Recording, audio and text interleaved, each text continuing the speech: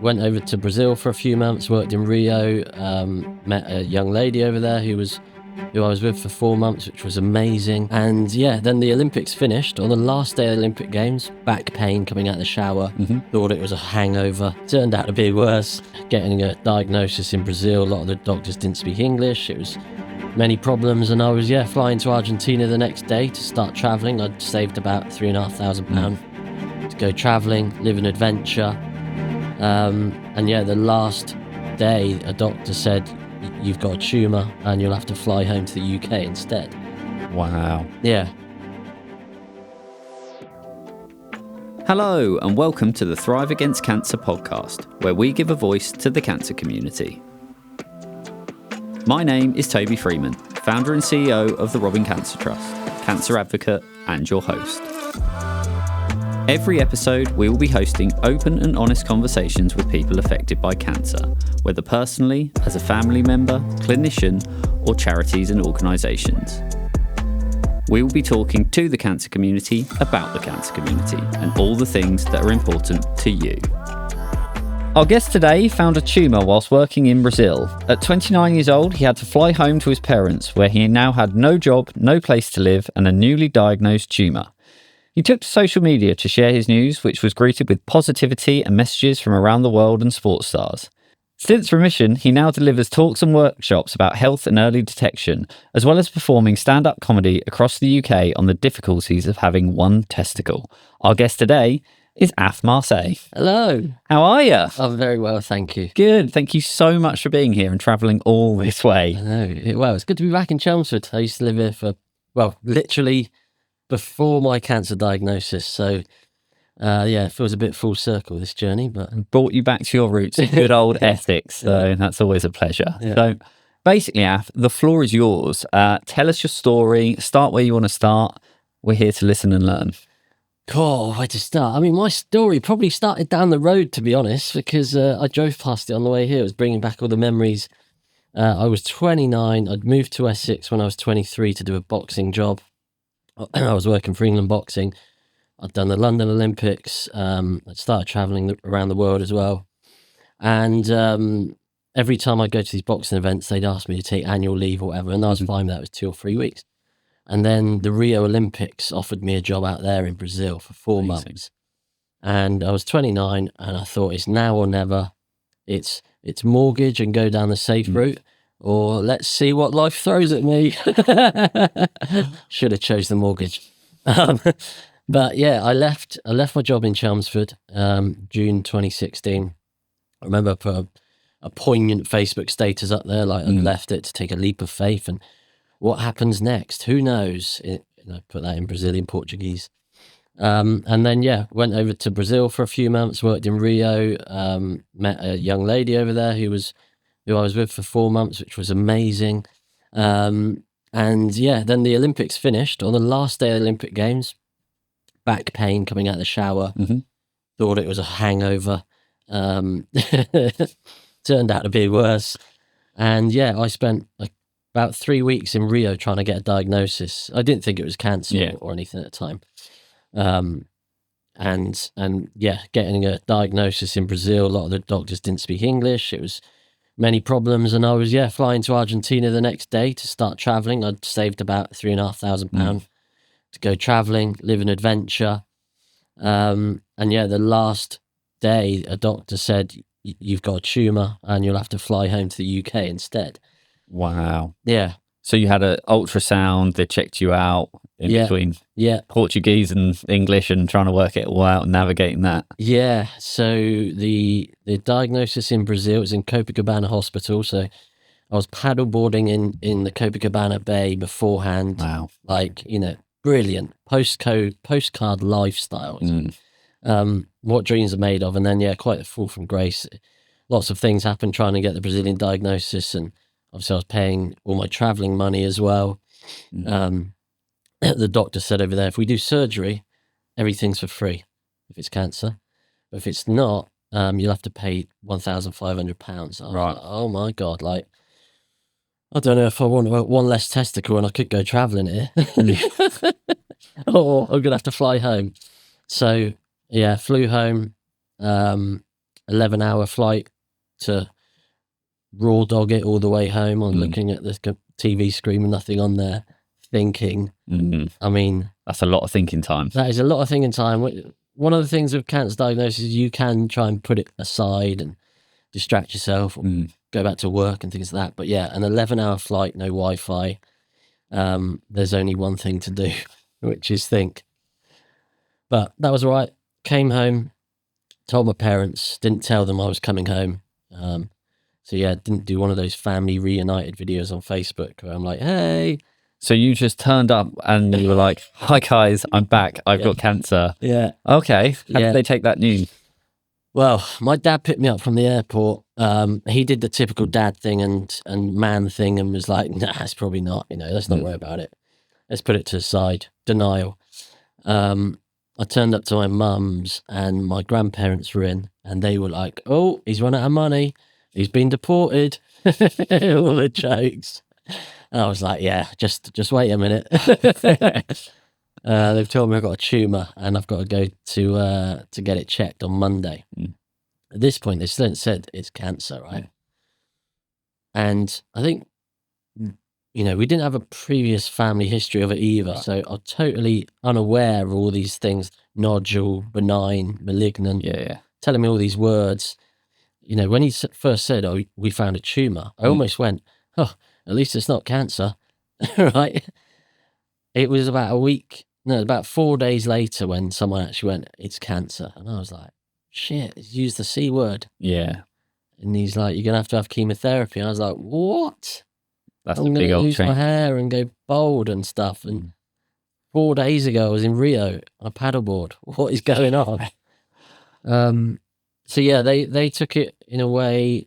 No one was crying in front of me at the time, so which was confusing me. Looking back, because it can't be that bad if no one's upset. And yeah, just sat on it for about 4 days. I flew back from Brazil on the Saturday. On the Thursday next week, I had my testicle removed. Wow, that's a quick turnaround. Yeah. So you were there in the room. Who else was in the room with you when they said cancer? Was this in a doctor? In Brazil. Oh, the cancer one. So the cancer was back in Dorset when the old sonographer said it's cancer, and that was just me and my dad. Right. And yeah, he just sort of shrunk into the couch, and I was like, what? Yeah. Like, it's just such a bold word, but yeah, it still didn't feel real. I was using my friends as a lot of deflection for my own feelings. Continuing to talk about football, continue to talk about sport or whatever. Yeah. I needed that reality still and a bit of normalization. Let's not just go down. Let's not make my life about cancer just yet. And I probably use that quite a lot of the way through, using the inappropriate jokes and yeah, stuff like that.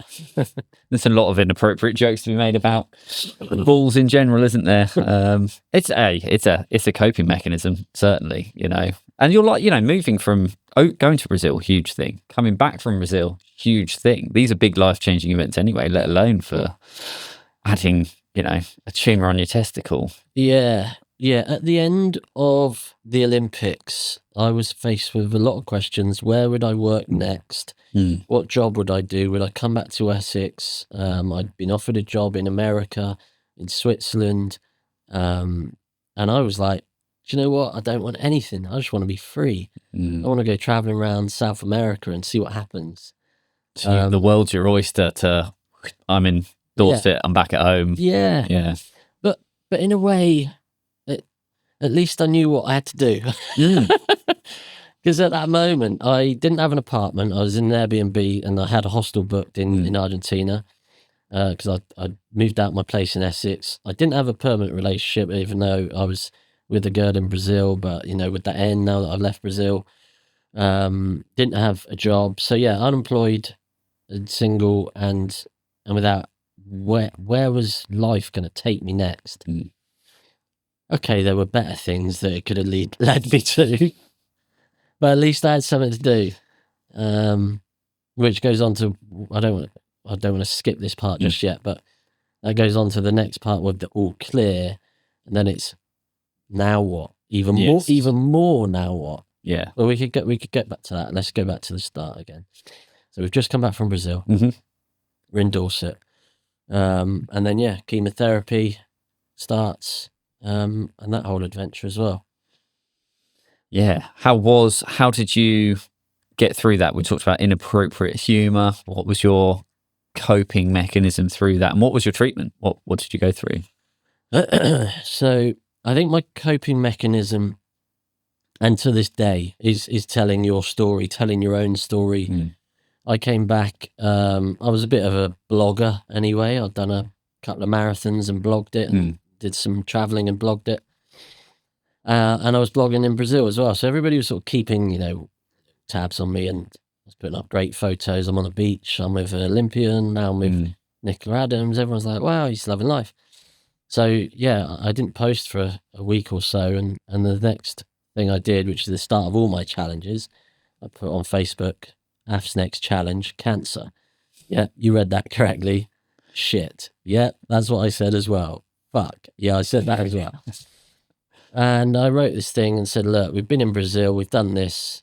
But don't worry, everyone, we got this. And everybody, I've left my phone upstairs, everyone come back, you got this, Af, you got this, you got this. If anyone's got this, you got this. So yeah, we started a little You Got This brand for the thing. We got some silicone wristbands to sell. Nice. To pay for my Brazilian medical costs and the flight home. Because all my money had gone.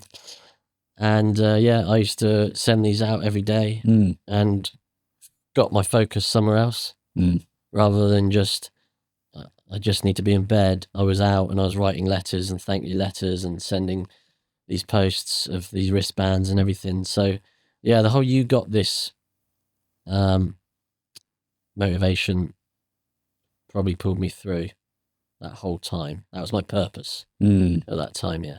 That's a real balance against everything you're going through, to then have that positive purpose to not only take your brain away from what you could be thinking about, which I imagine would be difficult, but yeah, receiving and giving that positivity out into the world. And I guess that sort of carries on into social media and things like that as well, and telling your story to a wider audience.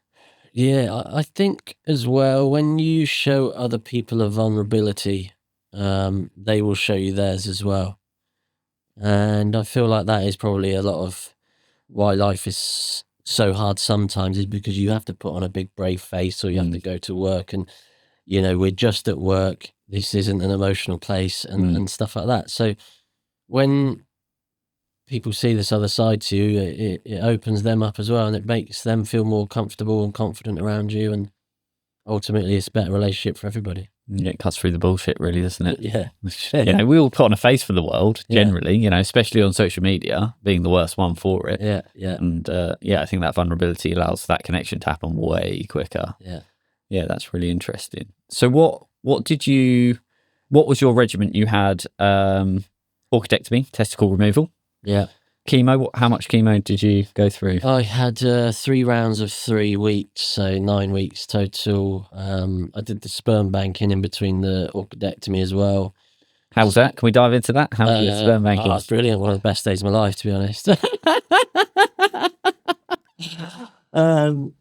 was a surreal moment. The whole journey's surreal, isn't it? But my dad took me there, which was just like, and we're in this podcast studio here, and the wall, he sat on the other side of the wall. So the nurse takes you in there, she shows you in, there's a big clock on the wall, she points, she's like, you have 1 hour. I'm like, an hour? What am I going to do in here for an hour? And then it's like, okay, do you go in really quick and come out really quick? And you're like, I'm really good at that. Or, do you take your time in there? Oh dear. I think, it was over pretty quickly, and I just played Football Manager on my phone for like 30 minutes. I can't go out. Come out like a hero. yeah.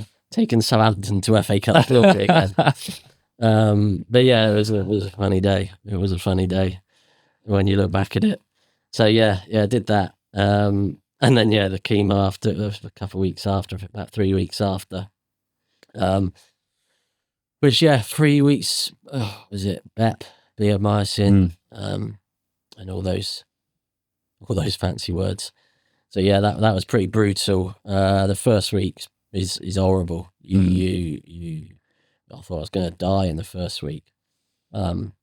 I don't want to scare anyone that might be about to be starting BEP chemo, but I gotta tell it wasn't just the BEP that was sending me over the edge. I had a irregular heartbeat. Okay. So that was what I was really nervous about. I wasn't drinking enough water or getting enough fluids and stuff like that. So I was just meant to go in for the day, just like 7 hours in the chair for 3 days in a row.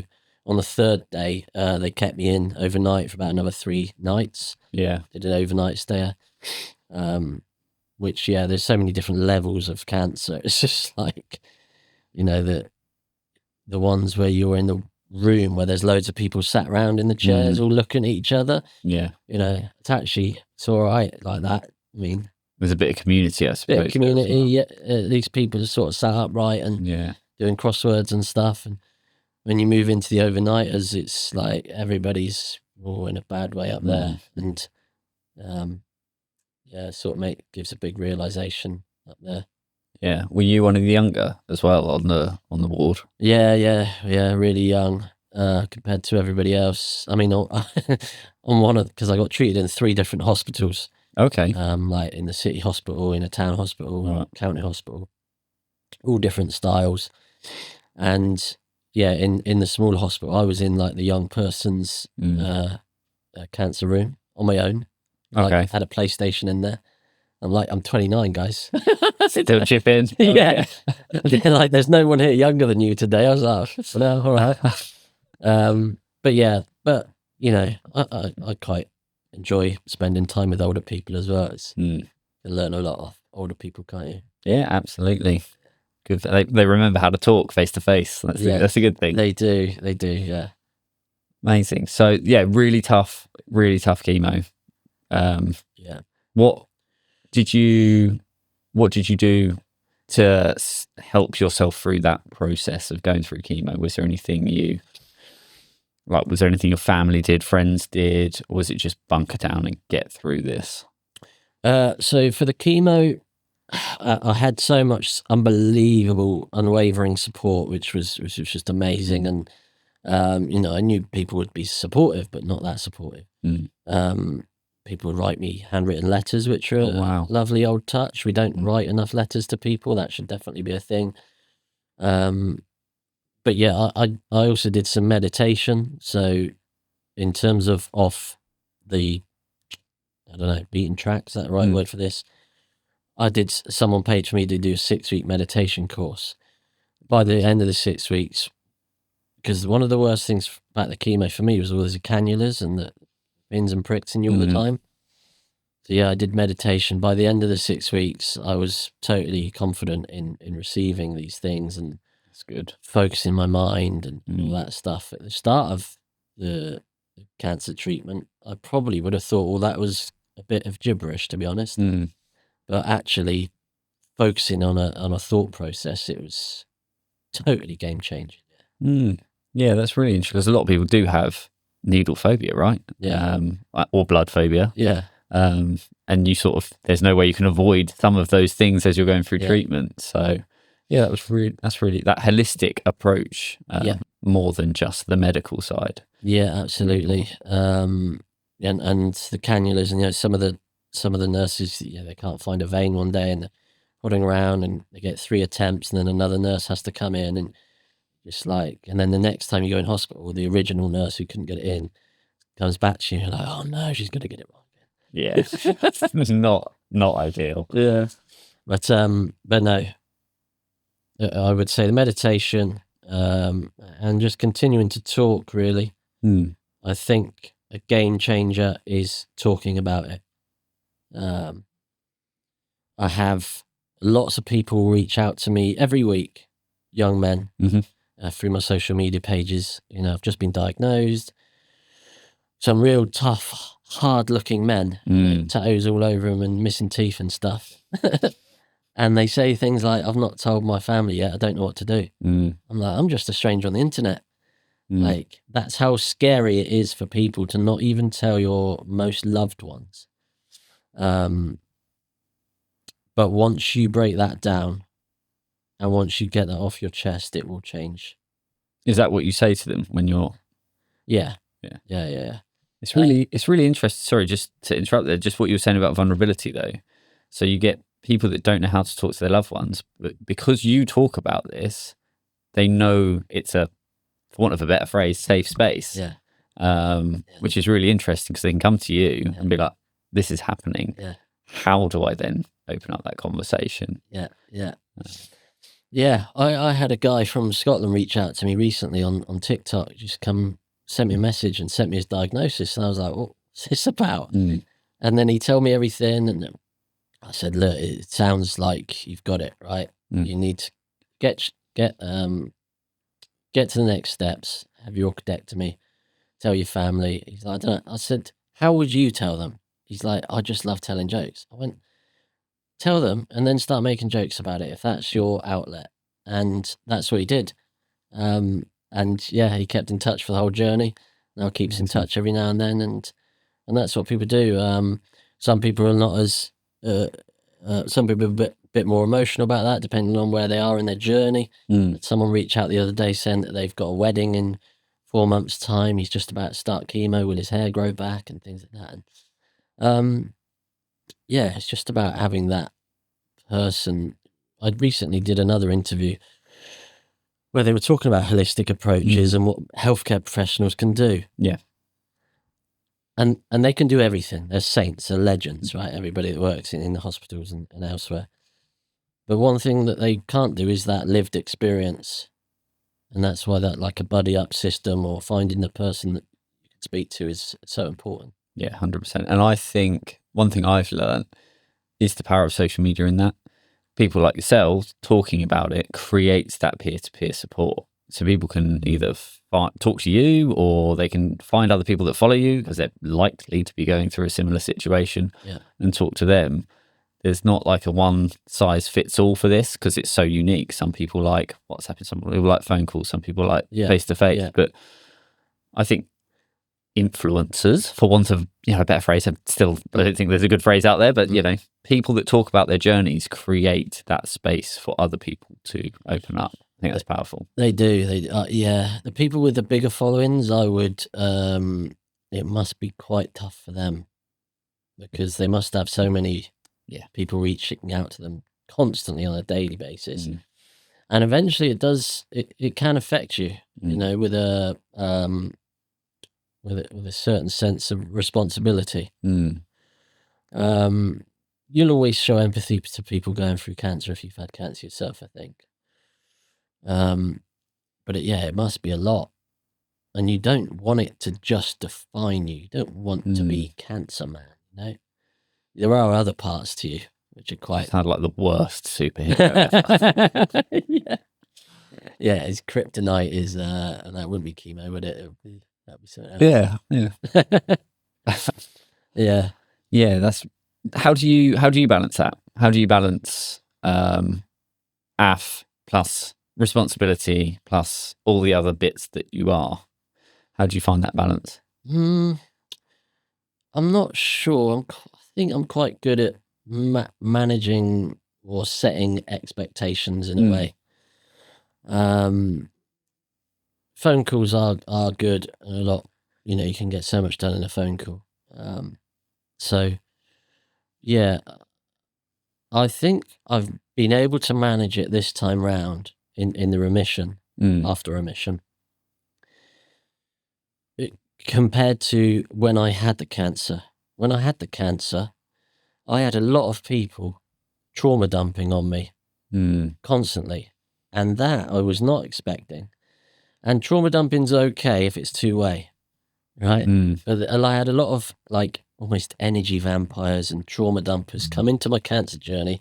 They were seeing that you got this stuff, and they come in and go, "Oh God, I hate my job." It was almost like they were saying, "I know you've got cancer. You think you've got it bad. Well, I hate my job." Okay. Genuinely, Wow. like relationship problems.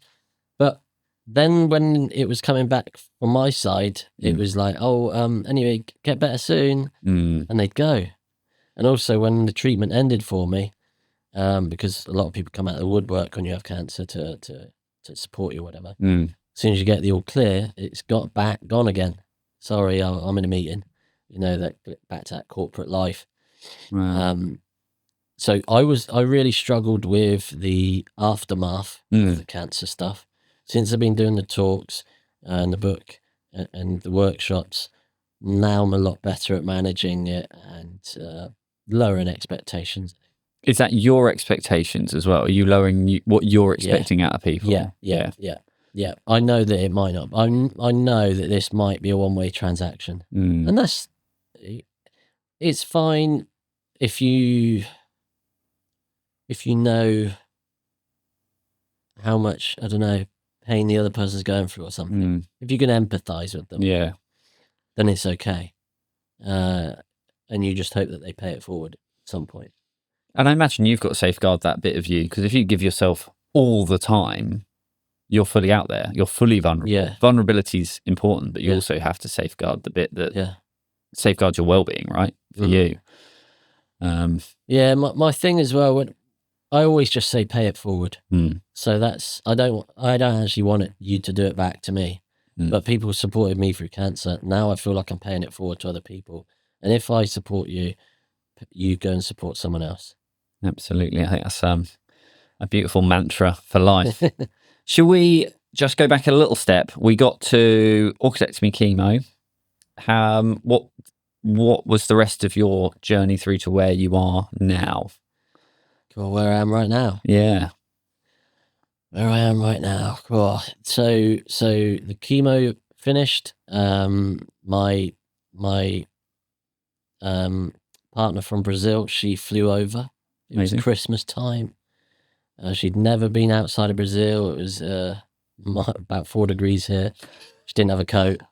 So that was great. That was like a perfect distraction at the time, because now she's experiencing new things. I'm not, again, thinking about my cancer. I'm like, oh my God, she's laughing at the fact she can see her own breath. It's that cold. Right? I'm trying to explain darts to her on the TV because she's never seen the World Championships. Right? So that was the all clear. And, we went there and that was an amazing day. It was brilliant. But yeah, it's a strange one, the all clear. Like I say, it was Christmas. Then she went back to Brazil. And then, after that, I got a 1-week flight to Cuba. Went there traveling for 3 weeks. I was like, I'm back on my feet. That was like your celebration of... Yeah. But that was about a month. So I had my 1 month blood test follow-up after the all clear. And then I was like, right, we're going to smash life out of the park now. Let's go to Cuba. Went there, drank a lot of rum, and I was like, my body's not what it used to be.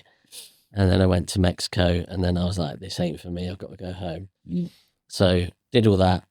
Spent about 6 months trying to find a job. Moved to Turkmenistan for 4 months. Right. Okay. Again. We're dotting around the globe here. Yeah. Not Cuba, Mexico, Turkmenistan. Connect some dots. And all of those places, you don't want to be trying to find a place to get blood tests for a cancer follow-up, right?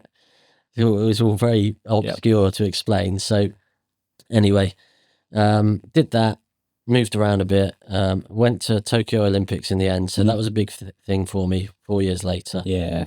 So I managed to go to Tokyo and I worked in boxing again, which is brilliant.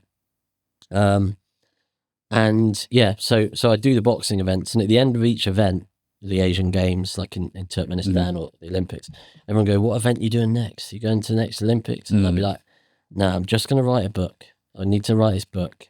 And they'd be like, what? And they couldn't work it out. So I moved back to London. I was in there for about 3 weeks. Pandemic sent me home. Said to my mum, just going to move in for a couple of weeks to save some rent money. Like 2 years later, I was still there. But managed to find the time to write this book. So I put that out in the world in October 23. Is it what you're in? Yeah, October 23. And since then, I've been doing talks on that. I do workshops, writing workshops, speaking workshops. And today, I was thinking about this in the car on the way here. This is Thriving Against Cancer, right? Thrive Against Cancer, yeah. And Thrive Against Cancer. And I am now thriving. That's awesome. So there was a 5-year remission plan for me. Mm-hmm. And, if I get something, I feel nervous, I can email my cancer doctor and she'll send me blood forms and that's great. Like I said at the start, once you get your story out there, I believe most of the problems can disappear. It doesn't consume me anymore. Even though we're here right now talking about it, that's great. Leave it in this room, leave it in this studio, and the rest of my life is what I want to do. Yeah. Yeah. I think that's brilliant. I love clearly there's writing is clearly an outlet for you. You talked about this quite a lot, blogging, the social media is, there's a lot of copy to be written and everything. Where did the burning desire did you feel like that was something you wanted to do for you as much as for everyone else, to help, like, this is a catharsis, get this out? If it's in a book, that is, excuse the pun, but a chapter of my life, and I can do with that what I want, but it's like on paper. That feel like a real release? There's a couple of parts to that. So I originally, years ago, before even I had cancer, I read The C Word by Lisa Lynch, and I thought that was a very good book before she passed. And then that got turned into the TV drama with who's the woman that plays Rudy and Gavin and Stacey? Come on. I'm not going to get there, I'm afraid. Paul in the studio might shout it. Tweet it to us, put it in the comments on Spotify. So anyway, she played the part brilliantly. I've always wanted to write a TV show. I've done lots of writing workshops with the writers of Red Dwarf and Sean Locke. I did a workshop with him. And so I've always wanted to write something funny, impactful, but I didn't. For some stupid reason, I thought writing a book would be the first step of writing a TV show, which is not the case. You don't need to write a book. It's a very long-winded way to go around. Yeah. So, so I've always wanted to write a book. So the idea of the book was there. Anyway, after the cancer, you got this. Once a month or a few months, everybody, someone would reach out to me and say, my cousin's just been diagnosed. Can you speak to them? Someone I work with just been diagnosed. So I didn't want to, I spoke about personal letters at the start. I didn't want to just send them a WhatsApp message. I'd write them a letter and I'd send it out. And then I thought, actually, the first part of this letter is always the same. This could be the first chapter of my book. The book is writing to someone that's been newly diagnosed and it's talking them through the journey. And I thought, what I'll do here is this book will be for someone who's going through it, but not just them, because they might be ill and receiving chemo. It's for the mum, the sister, brother, partner who's sat in the chair next to the hospital bed, who needs to be that support net. So yeah, eventually now I don't write people letters as much. Well, I write a little note in the front of the book, send them that, and so you wrote a book to stop writing letters? Yeah. It's just a collection of letters. Yeah, but that's what I did. It was tough. It took me 3.5 years, but I also think that's important with the what I see with a lot of people that write books and celebrities and stuff that put it out in the world. They do it as soon as they've got the all clear, or they've written through the process, and I mean, maybe you see it because you're in the community, but there's stages of what people go through emotionally afterwards. I saw, can't remember her name, on Channel 4. She'd just been given the all clear. It was like getting back on her feet. And she's like, oh, I'm back here now. And I was just like, nah, it's going to creep back up on you in a minute. You've not sat with it just yet, So I feel like the difference between my book is I sat with it took me 3.5 years to write, but those emotions were over 6 years of trying to get over it.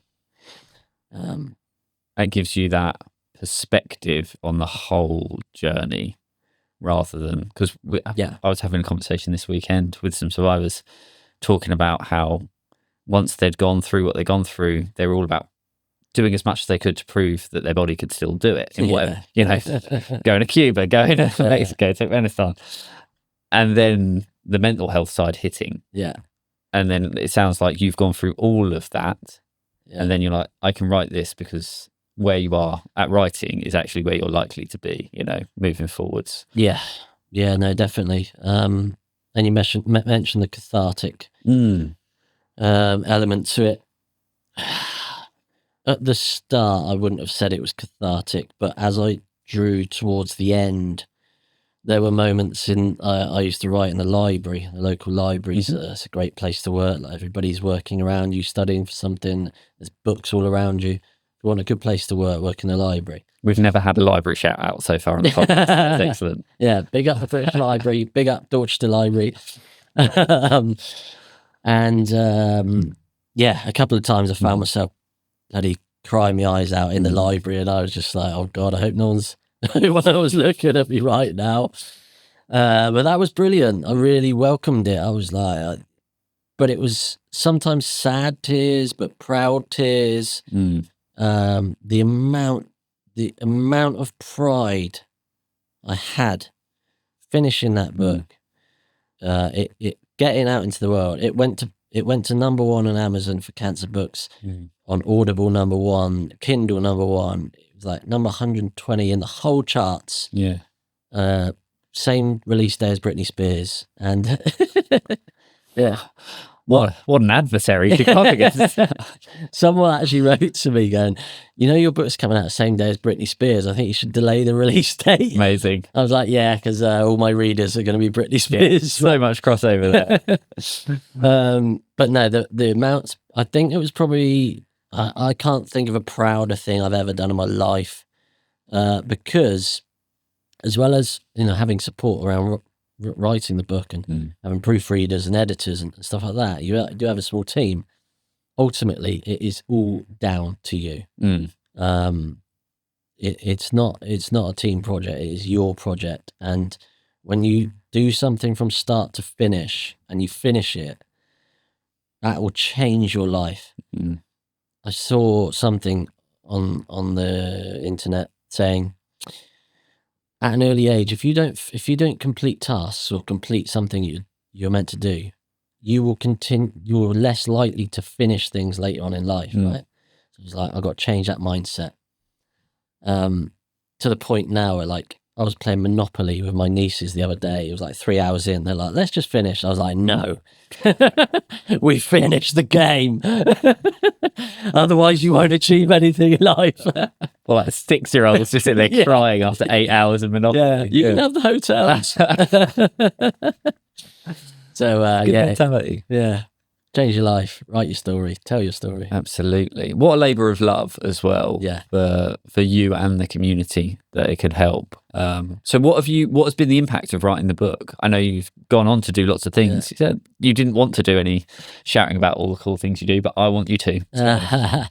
I've done. And the organisations, please shout out any amazing organisations that we've with. So the cool things that have happened from the book are things that I didn't anticipate. So I wanted to become #1 cancer book on Amazon and stuff. That was cool. That's immeasurable, right? But the unmeasurables are the amount of people I've met, speak to on a daily basis. I've met people in real life, like, that have had testicular cancer and stuff like that. So those things, and just the random messages I get where these people say, oh, I've just read your book, and there's got charities in the back of the book as well, and they would go, oh, I was really struggling and I found this charity through your book. Now I'm on the workshop here. Bro. So that's amazing things. I've done talks to audiences of like 500 people, and my style isn't too much poignancy or doom and gloom. I think we probably have enough of that in our lives, right? Mine is comedy, humor. Where's the funny in this? There's a lot of funny that happened during it. So now I do workshops in telling your story, public speaking, writing, And you said about shout outs, so I do that with Trek Stock. Yep, amazing. If you've been affected in your 20s and 30s, Trek Stock, the place to go, people to meet. And yeah, we've held a couple in London, and we've done them online as well. And the impact, again, it's sort of unmeasurable in terms of tangible stuff. But we spend a whole day writing, and at the end of it, or if it's a 2-week workshop, the end of the workshop, everybody delivers it, whether that's on stage, so cool, microphone. And we've had like Lauren and Anna and people read out "fuck you" poems with aggression and everything, and I'm like, yes, come on, yes, get it out, like a proud teacher or something. And yeah, and like recently on the online ones, Dan, he said he gave his spoken word, and he's never written anything before. He said at the end of it, I feel totally different. He goes, something's changed like that instantly. It comes off. I said, telling your story will set you free.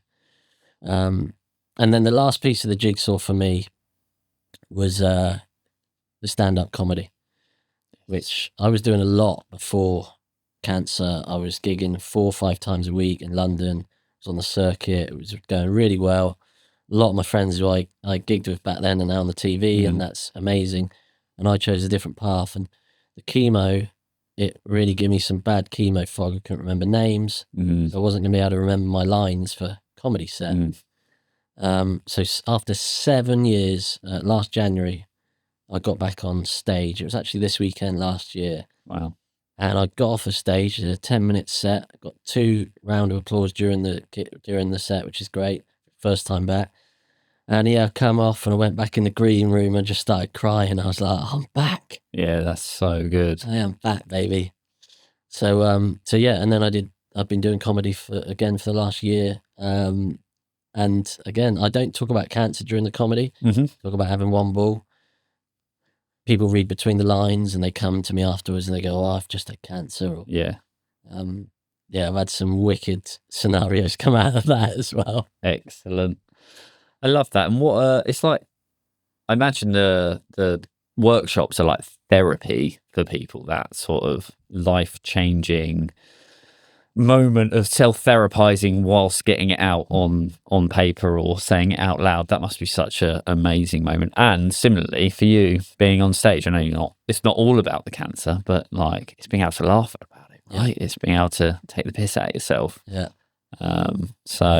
That sounds absolutely incredible.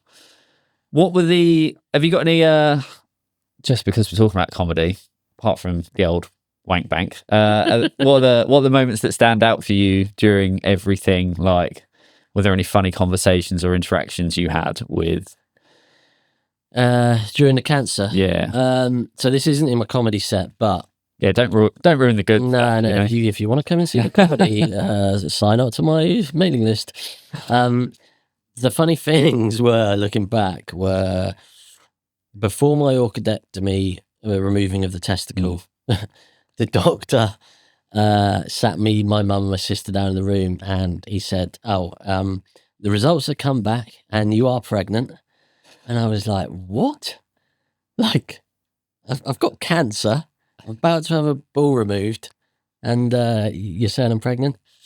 My sister was like, is that the HCG hormone? He goes, yeah.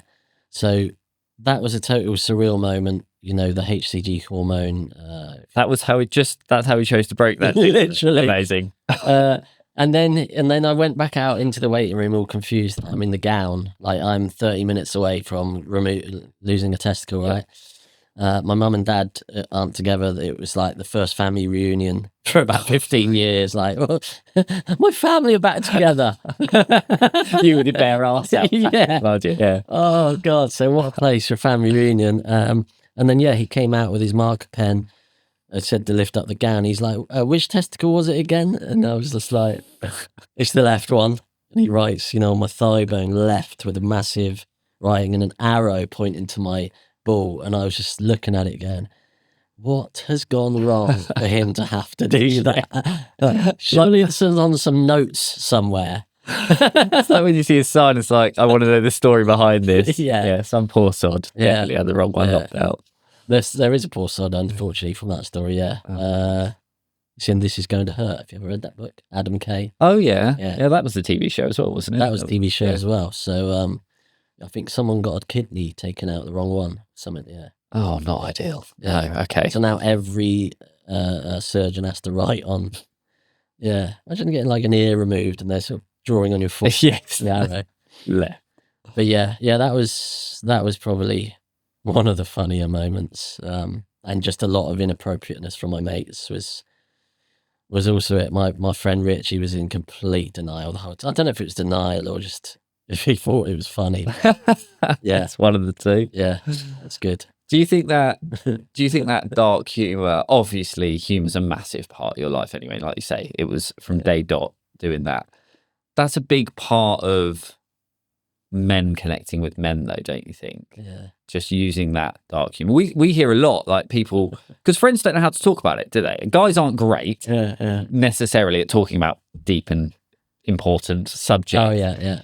But when you can make a joke out of it, like you're basically giving permission for your mates to take the piss, going, but there's a seriousness underlying it, but it just alleviates the tension and allows them a way of sort of almost checking in whilst taking the piss. That's good banter for me. I think that's it. Healthy. They're like dipping their toe in before they do a splash dive. Yeah. Sort of thing. They're not going to be like, mate, I'm here for you, looking in the eyes, like, more like, you're a few grams lighter. Do you know what I mean? Whatever. Yeah. But that's their way of checking in. I think it's a healthy way of doing it. Yeah, but you have to give permission for that, obviously. Yeah. But with the people that stare into your eyes and be like, are you okay? Are you really okay? How are you within yourself? I'm like, I am fine. Just shut up. Right? Like, but there's so many people. I wouldn't tell them to shut up, but that would make me feel more uncomfortable than someone going, you still around or something like that. That's a good text. Yeah. So humor's, I think it breaks down a lot of barriers, especially with a traumatic thing like cancer, because like I say, if you're going to talk about it all the time or lowering the barrier to talk about it, when you say the word cancer, you don't want everybody to start breaking down into tears immediately. And that's currently sort of probably what happens. You get that coil up. Even though I talk about it, I've written a book about it, I still do it. I still coil up and go, cancer sometimes. But just having inverted brackets, commas, normal conversation, so much easier. So much. I did a corporate gig last year. It's about 400 people, and they paid for me to stay overnight in the hotel. I had a queue of people throughout the night. Must have been 40 people come up and told me their individual cancer stories throughout the night, and not in a depressing way, a doom and gloom. A lot of them were like, no one here knows. For me, that's crazy. Yeah. You find that a lot at the corporate side, because I think that's what we were talking about earlier. You mask, right? Yeah. At work, your work version of you. Yeah. There's not too much vulnerability. Yeah. But you talking about it, I remember one of my favourite funny stories is, because I'm the guy that talks about everything, talk about bollocks all the time. I was taking a piss at a urinal once while I was out on a night, and my mate came and stood right next to me. That's weird. We don't do that in the urinals. You're supposed to be at least one gap, right? Next to me. I'm like, finishing up. He's like, Toby, can I ask you a question? I'm like, yeah, could you wait a minute? Okay, finish up. And then I'm going to wash my hands. He's like, found a bit of blood in my piss the other day. I'm like, okay. He's like, what should I do? Definitely go to the doctors. definitely go to the doctors. What, was he the one stood next to you? Yeah. What, was he hoping that you saw the piss? No, I think he was just like, I'm going to get Toby whilst he's next to me and can talk about this, because I'm the guy that talks about this, and people need that excuse, and that allows them to do it. And I was like, just go to the doctor. He's like, do you reckon? I was like, yeah, absolutely. Please let me know how you get on. Yeah. But I just thought it's hilarious, because in any other setting, just standing next to a guy, starting to talk to them whilst you're be like, what are you doing? This is not societally okay. But because I'm the ball guy, people come to me with their medical issues. I I don't know if that would work as a men's mental health campaign. Like, have you asked your mate how he is at the urinals today? It's really, that's the last great stigma, is talking to guys at urinals. Yeah. That's, we need to break that Get one your down. bits out and then ask a personal question. How's your mum, Trev? Not what we're advocating for. No. You know, I think it's important to, once we start having these conversations, people do open up, don't they? And that's, it's this beautiful thing about cancer is, that's not maybe not the beautiful, that's the wrong phrasing. The horrible thing is it connects so many of us. But when you start talking about it openly, people feel comfortable telling their stories. And that is a privilege, isn't it? It is being that that person. An absolute privilege. I've been taken aback so many times this past year of what people have told me. It's amazing, and you become more than just friends with these people. It's really fantastic. Amazing. So I don't want to get too deep, but how are you doing? How are you doing now? What's on the agenda for future? Have there been any long-term effects that you've noticed from cancer, or? I'm in a lot of pain. Well, long-term effects. My hearing is terrible. Right. I've got terrible tinnitus in my ears. I have to sleep with the rain music on, which is quite frustrating, but things could be worse. I developed really bad arthritis in my knees. Very chronic pain. Now I do a fortnightly injection into my thighs, which again is annoying. I have to get these injections delivered to my house, and they're in the fridge, and go through this process. But you know, it could be worse. It's part of getting older as well, maybe. So that's annoying. But yeah, what's happening now? I mean, the good news is my partner's pregnant. So here we go, exclusive. That's fantastic. Thank you for sharing it. So I'm just so excited about that, and she's 22 weeks. So yeah, I'm just feeling so blessed and so grateful at the moment.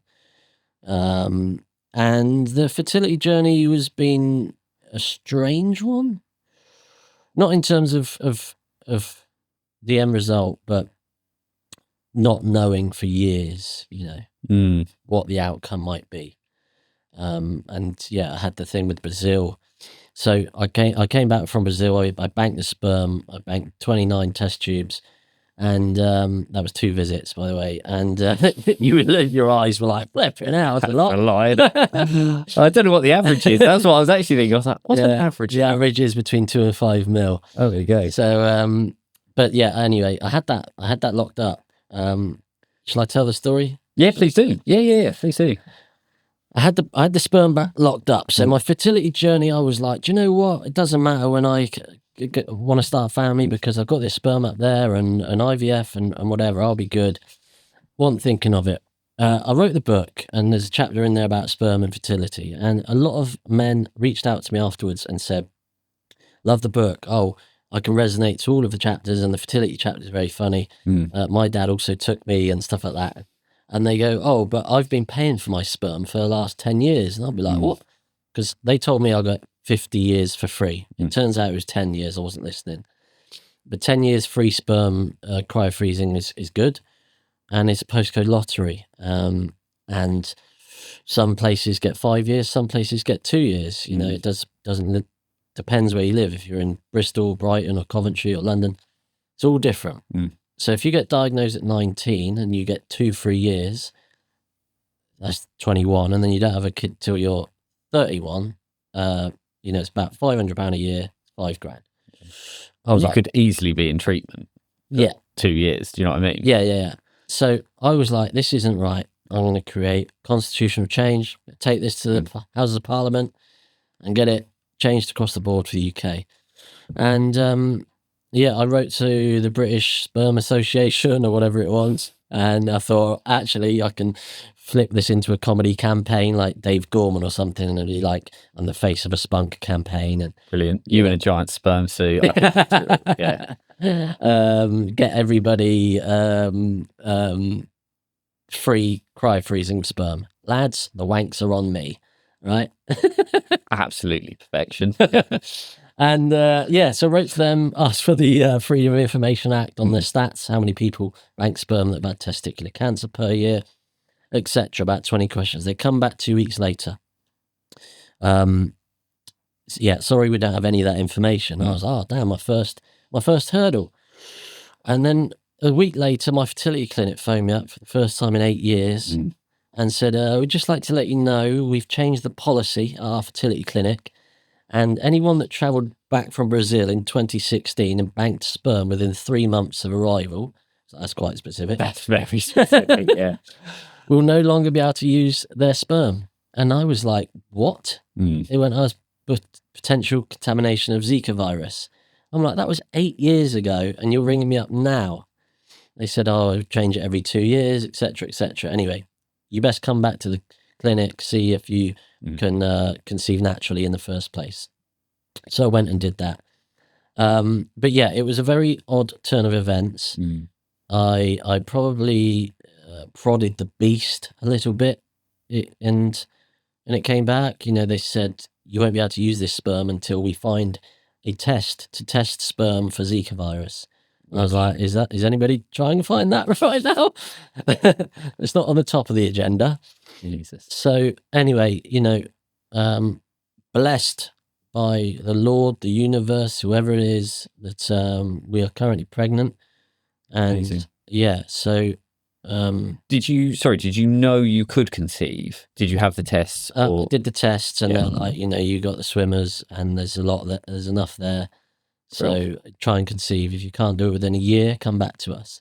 But that is a lot from going from I've got a spermicidal safety net. Love that.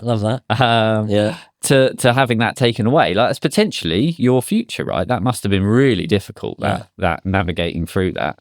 Yeah, so my summer this year, and especially for my partner, we were just living in that constant dread and doubt and fear, which I know a lot of people go through, and not even cancer related people. I've got friends that are going through it, and it's really difficult and horrible. We spoke about the positives of social media, and I know you talk about the negatives sometimes, but seeing people announce on Facebook, not just announce a baby, but the way some people do it. I was resenting people a lot. How can some people, they're complaining about how tough it is and stuff, and I'm like, you are blessed to be in that position, please. You don't want to tell these people directly because everybody's going through the journey and they're tired and whatever, but when you don't know if you will be able to have that, it was bad. Like, so for me, that was a big lesson. I will carry that forward into my own journey, and of course I'm going to be happy and be delighted. But I think there's a lot of power in your wording when you have something as precious as a child, and not everybody can experience that. Yeah, absolutely. Yeah. So, but hopefully we have a happy, healthy child, and let's see this through for a few years, and then once everything's evened out again, maybe we start the sperm campaign again. Absolutely. Wanks are on me. Absolutely. That's going to be a social media clip. I've heard a soundbite.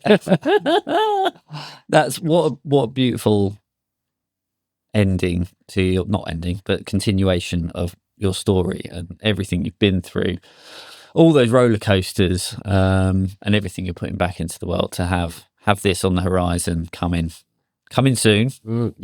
So coming soon. Jokes are plenty. No, that's absolutely brilliant. I'm just so chuffed for you, and I think it is important that people, just that reminder at the end, that important reminder that what we put out on social media is seen by a lot of people, and we should be conscious of what we're saying. And fundamentally, children are an absolute. We made a choice to have children.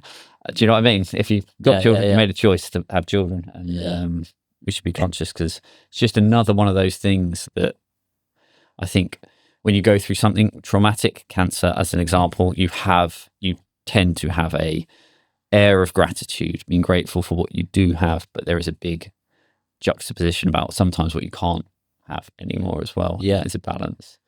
Yeah, that is part of the cruel part of the community as well. Absolutely. Because I'm aware that not everybody can go through that. So yeah, that's definitely something I'll carry forward with me. Is the blessing that it is, you know. Absolutely. I think that is a lovely time and way to tie up what we've been talking about. So what we do with all of our guests, if it's okay with you, we ask 5 quick-fire questions off the cuff. I don't think you've had these before, have you? No. Send these over. Right, these are going to be straight off the top of your dome. So, what advice would you give to someone who's worried they might have cancer? If you're worried that you might have cancer, go straight to the doctors. Go straight and seek medical care. There is only one thing, and especially if it's like your genitals area and you're embarrassed, there is only one thing worse than pulling your trousers down and a doctor or nurse laughing and pointing at the size of it, and that is being diagnosed with cancer. So go and get checked out. Early detection is key.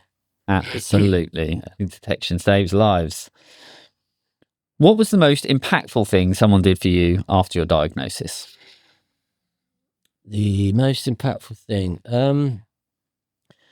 I will probably, there were so many, and I don't want to, if I don't say what if anybody's listening and I don't say what, if you sent me a cake in the post, I really appreciate that, guys.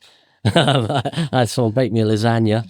That was great. And send me some merch. The most nicest sentimental thing, someone, like I mentioned at the top, someone wrote me a handwritten letter. Shout out Robin Davies. She sent me some crystals. That was cool. I was never into that sort of thing, but it was a really heartfelt thing. The impactful thing was a former colleague from Brazil messaged me when I got home, and they said, "You are Lionel Messi now," right? What they meant is, Messi has a team around him. He has coaches and a manager and physios and all the other players and Xavi and everything. But at the end of the day, everything comes down to Messi. Everybody's coming to watch Lionel Messi. And that's the person that's got to stand up and perform all the time. So it was like a team effort, a support network that got us through it. But, you are the superstar in this journey, in this game, in this season. So, yeah, make sure that you have an impact. Love that.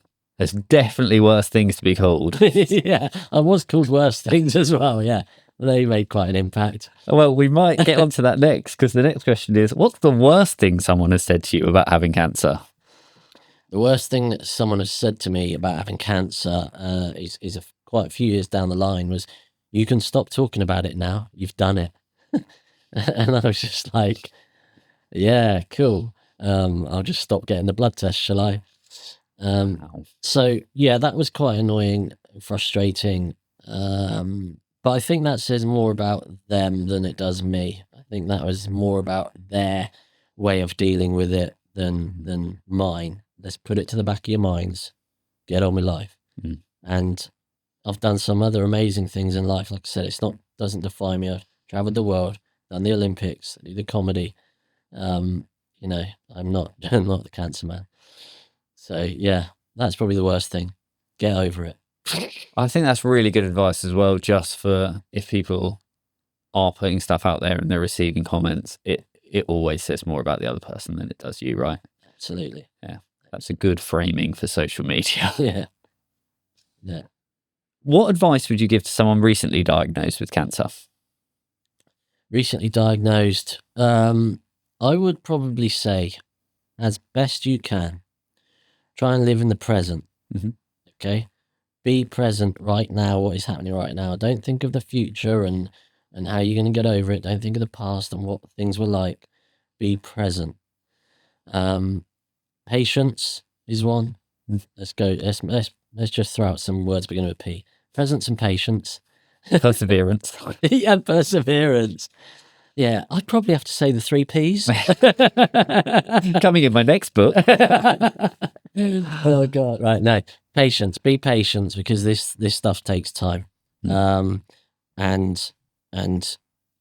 the first rule of Cancer Club is it is okay to talk about cancer. Love that. That's brilliant. Lastly, what's the biggest lesson you've learned from having cancer? Oh, the biggest lesson. I'll probably say the biggest lesson I've learned is life is short. Life is incredibly short and it's incredibly beautiful. So don't do things you don't want to do. Don't work in places where you don't want to be at work. Don't stay in relationships you don't want to be in. You are here for a short amount of time, and be happy and be content, and find the joy in the smaller things. Right? Used to chase things and think, having things was amazing. It's always about the people, never about the place. Okay? You can be in the best 5-star hotel in Dubai with the wrong people and it would be a terrible experience. You can be in the worst dingy pub down the road with the best people. It'd be the best experience. It's always the people, never the place. And